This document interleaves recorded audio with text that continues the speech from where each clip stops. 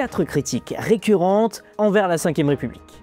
1. L'hyper-présidentialisation.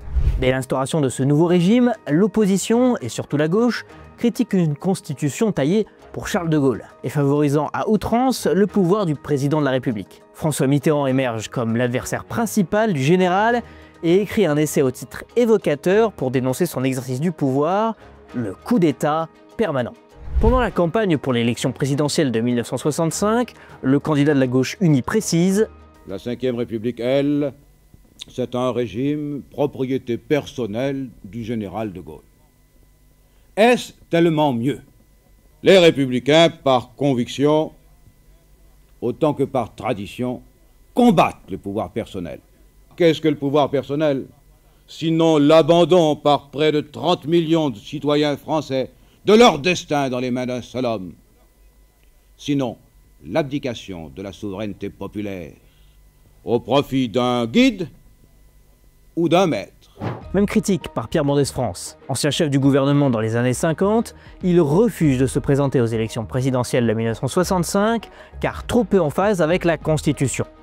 Aux États-Unis, avec un régime tout à fait différent, le président ne peut pas dissoudre le Parlement et le Parlement ne peut pas renverser le président. De nouveau, il y a une sorte d'équilibre. En France, il n'y a pas d'équilibre. Le chef de l'exécutif, le chef de l'État, peut peser sur les élus du peuple, sur les députés, sur l'Assemblée nationale, et réciproquement, l'Assemblée nationale ne peut pas faire passer sa volonté.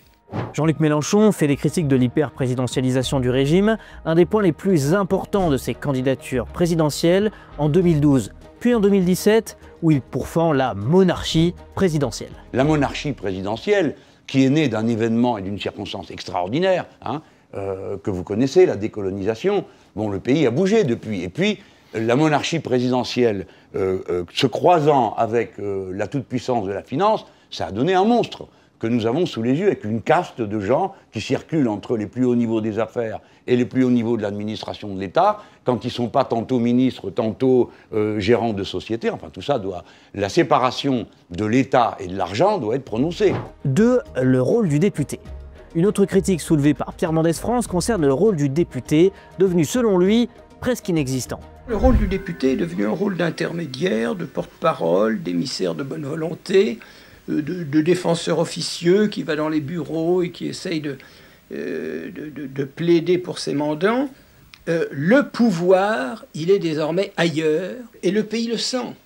Le pays sent que de plus en plus, ce qui commande dans le pays lui échappe, qu'il ne peut pas l'influencer, qu'il ne peut pas le contrôler, qu'il ne peut pas le sanctionner. 3. Le rôle du Premier ministre. En 1991, Simone Veil prend le contre-pied des critiques précédentes et appelle à la fin du binôme exécutif président-Premier ministre, à un moment où la chef du gouvernement, Édith Cresson, est très critiquée. Il faut une 6e République. Il faut une 6e République avec un régime présidentiel qui est d'ailleurs, au fond, dans la logique du système actuel. Régime présidentiel à l'américaine ?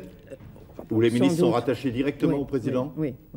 Sans Premier ministre? Sans Premier ministre. Sans Premier ministre, je crois que la situation serait beaucoup plus claire et éviterait cette situation extraordinairement ambiguë aujourd'hui, qui est celle du Premier ministre et de son gouvernement, et qui pour autant, d'ailleurs, aux États-Unis, n'empêche pas les secrétaires d'État d'avoir du poids et d'avoir une influence personnelle extrêmement grande. 4. L'article 49.3. Les premières critiques sur cet article apparaissent en 1989, lorsque Michel Rocard, alors Premier ministre, l'utilise à répétition pour faire passer ses lois.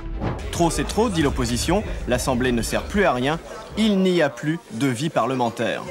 Les ministres ne prennent même pas la peine d'expliquer ce qu'ils proposent au Parlement, les voilà immédiatement engageant le 49.3, c'est-à-dire demandant la confiance, c'est-à-dire le tout ou rien, sans qu'il y ait débat.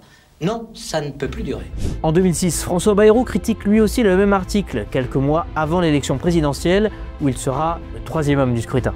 La vie politique de la France, elle est réservée à quelques-uns. Il n'y a au Parlement que les représentants des majorités. UMP, PS.